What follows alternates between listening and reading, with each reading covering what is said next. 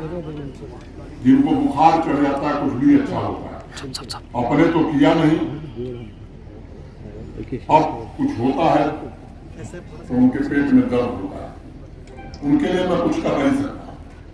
हमारी कोशिश है जम्मू कश्मीर की 1 करोड़ 30 लाख आवाम जो है उसकी खुशी के लिए जम्मू कश्मीर प्रशासन पूरी तरह प्रतिबद्ध है।